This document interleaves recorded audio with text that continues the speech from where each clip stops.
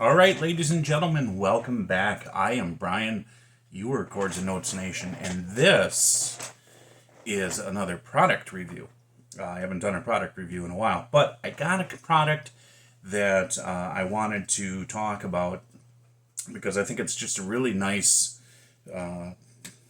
piece of equipment, a nice tool. Before we begin, please absolutely check out the description box below. I will be putting the link to for information about this product in the description box below. There is other information that you will find there.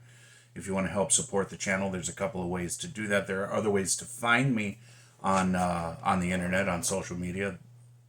That will be in the description box below as well. Okay, so a friend of mine from parts unknown, he knows who he is. I know who he is, but you don't. He introduced me to this knife. This is a Japanese. Well, it's labeled as a black Japanese Karambit, as you can see here. Nice leather case it comes in as well. We'll be going over the specs in just a moment.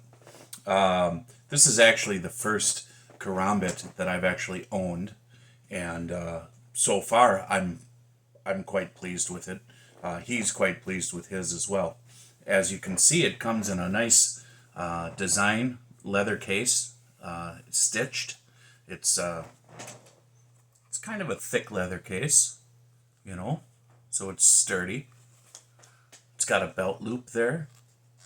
You can put it on your belt, which is what you should. And then, of course, you've got a snap there to hold this in place. The Karambit itself is a beautiful thing, in my opinion. Take a look at it. You can see that Damascus pattern there. If the lighting isn't too crazy for you. Let me get closer. Here, let me adjust the lighting there if you can see just a little bit better when it comes to that pattern. All right, there's the handle with a nice inlay. It's thick. It's got these ridges here. Nice design with 4 of these holes there. I think that's just for aesthetics.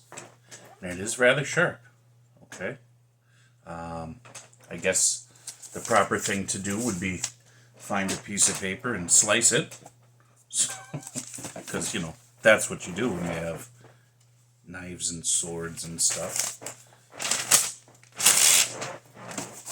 Let's see what we got. I mean, that just slices real nice. And the cuts are pretty clean. So, I'm good with that. We've got... Okay, so it's a curved blade, right? As you guys know, those of you who know Karambits. So I'm going to measure from the furthest point here to the tip and turn it around so you can see. But we're looking at about, well, I don't know if you can really see that well, about 8.5 inches there. The blade itself is, okay, let's do this. Well, it's about 4 inches. See, right about 4 inches, and the handle, just under 5 inches. Okay, it's kind of awkward making a video like this with the forward-facing camera, but that's what I'm doing. So there you have it. Now the specs on this is that it is Damascus. I'm not quite sure. Well, here's the specs, and then I'll talk about my thoughts. So it's a black Japanese Karambit made by Morph Steelware, or at least they sell it. I don't know if they make it as well. And you can find them on Etsy. And that's tons of knives, tons. And like I said, that will be in the description box below. It is Damascus, as you can see. It's made from 1080 and 15N20 high carbon steel. It's folded 5 times from 9 layers into a ladder pattern of 288 layers.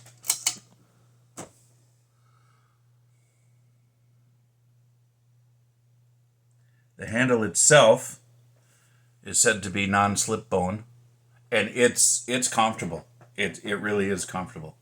Okay, as far as the weight is concerned, being able to flip it is no problem whatsoever. Being able to wield it, no problem whatsoever. The weight's good. The balance point, if I'm doing this right, is there.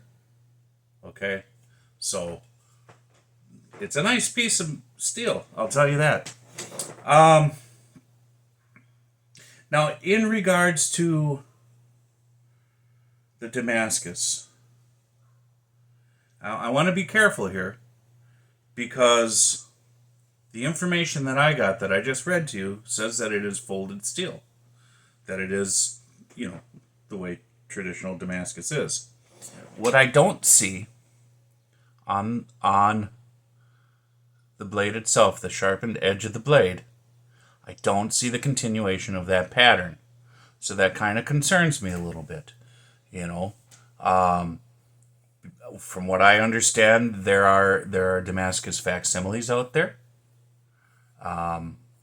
Does this mean that that's what this is? I don't know. I see the Damascus pattern along the spine, right here, and then it's no longer here. Now, does Damascus pattern or here? I do know, I've been told that laser etched Damascus, when you sharpen it, the pattern goes away.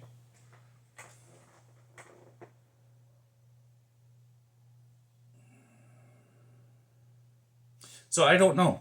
I don't feel, when I run my finger across the pattern, I don't feel ridges like it was etched.